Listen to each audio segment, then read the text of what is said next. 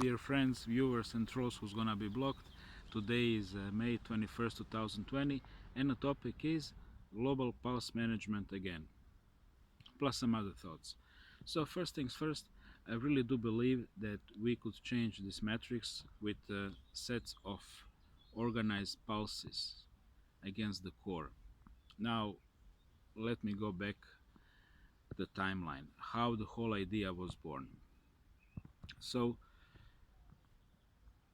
in 2012, it was also May, happened for the first time that I got telepathic impulses, Illuminati, and then uh, simply people start to talk about me around me. That happened in Amsterdam, and I tried to see with my intuitive eye how many of them. I calculated 17, and two girls been sitting on chairs. One asks another how many. This one says 17. Then the boy behind them says, "Oh, that's pretty close. He's good," etc. So, long story short, I started to sense these people because I started to sense a very particular energy in them. Not that I digress. Oh, well, I do digress. I have to open my bag to show you interesting book you can find online. It's written by an anonymous person, and I'm gonna read it again. Swally Speaks. That's the book. I'll come to that later on, and I'll read it again. I think I read it 10 years ago. So shortly after that, like a couple of years after that, I started to be haunted by very particular entity, as a Lucifer. And first he started very nice, as a he appeared almost as a David of Michelangelo, that kind of shape, full of light, like, "Hey brother, now you can see me, well, join in." Everybody else joined in. You see, nobody's talking about these things, right? What are the odds, etc. And then he started to pressure more and more, and that was going on a couple of months, and finally I just pushed him away, and which was a huge discovery for me, because I thought that doing something like it would like result in horrible circumstances for me, but it didn't. And then I figured out, guy against guy, on that level, spiritual level, I more than powerful to defend myself. Problem came later on, because after dealing with him, microwave will start. So what he lacked in a spiritual power, he meshed very well with the technology. And then I continued to meditate about that, and penetrate into this world. I'm talking about 2014, about the L. And because it's not a good to say his name too much, he starts really appearing.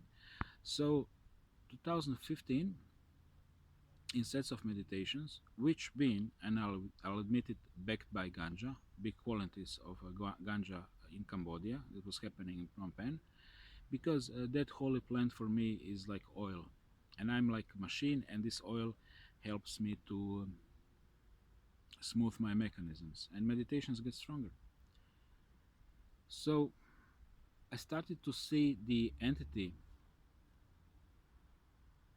much bigger entity than just a Lucifer.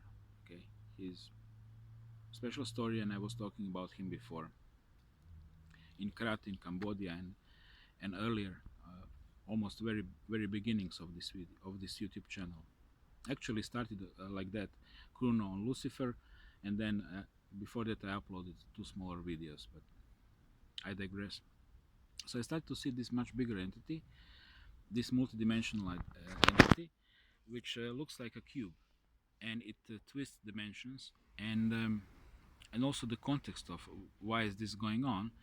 And it's going on because the God, the real one, the source of the energy, the very intelligent being, asks itself, who am I, what am I, what are my borders, what are my limitations. And in order to discover that, And I know I said this many times before. In order to discover that, he needed to create something opposite of him, of more like she. I have to say this. This is gonna empower feminists, but this loving, caring energy is more like a traditional feminine attribute. Also, men possess as a kindness, and and it created this entity which is opposite, which is energy taker, which is cruel, which is manipulative, and everything, not source of the energy, um, in order to test the god. And uh, and then God also divided itself into many little pieces. That's us, and we enter this touching zone, and now we dwell in that cube, because only when we are detached from the knowledge, and when we are detached from our true source, never completely, but consciously wise, we get tested and we see who we truly are. You see, we are always faced with the truth and alive, and with these decisions, good or bad, and we know it in our hearts. Us who have souls, of course. And this is the best experiment. You understand me? Can be better. And we are talking about many incarnations in this matrix. Imagine almost as there are atoms in the known universe. Known universe. That many for each single one of us, because it's perfectionist. The truth is a perfectionist. It really needs to know.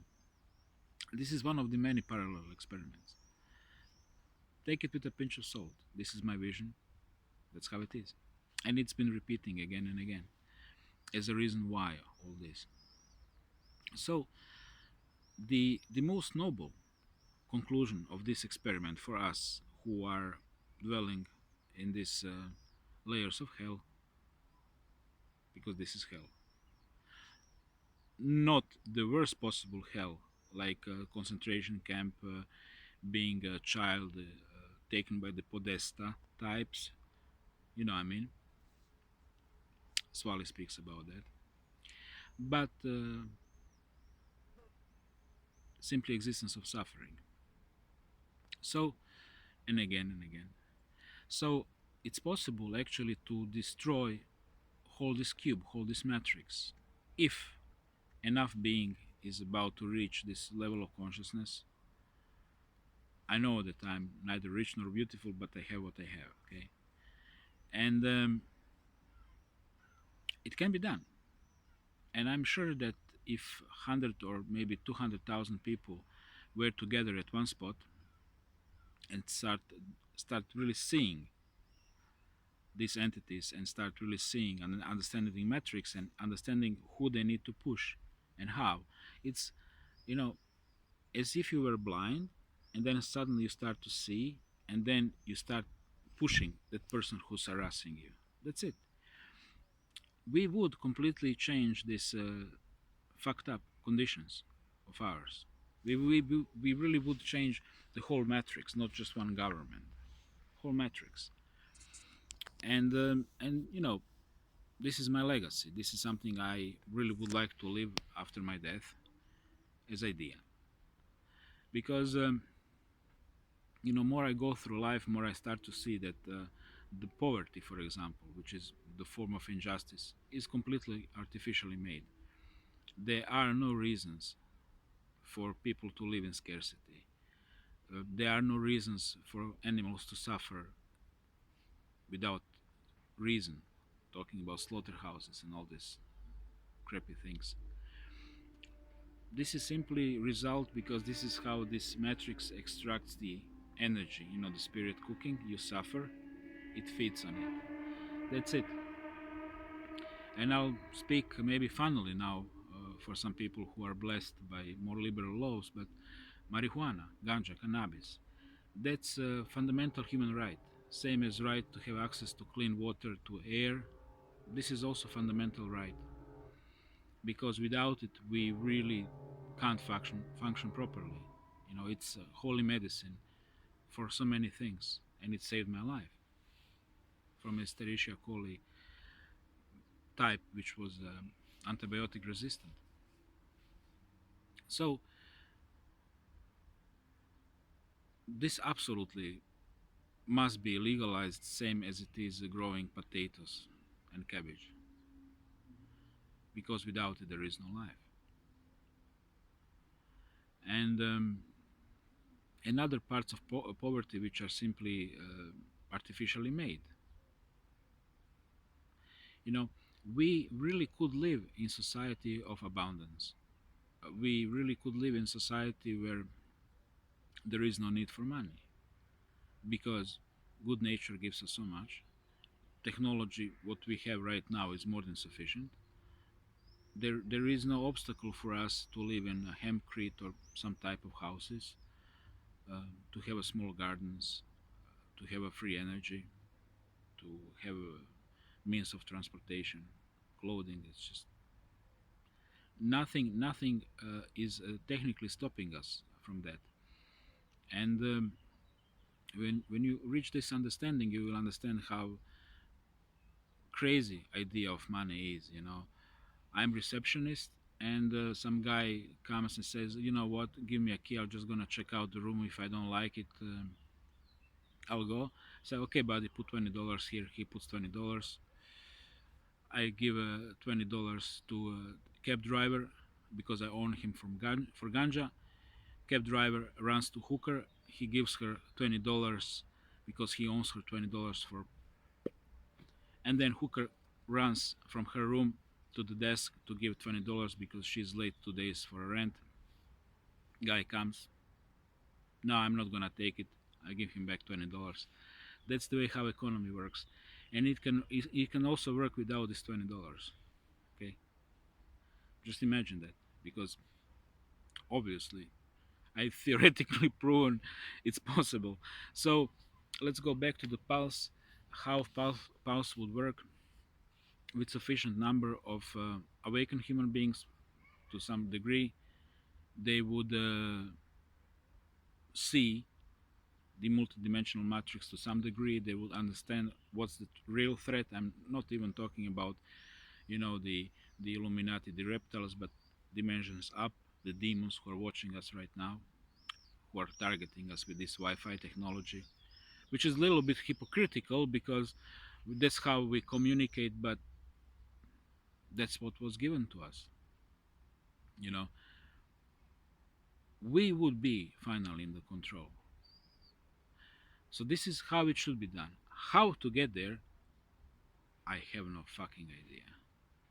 You know, honestly, some little ideas.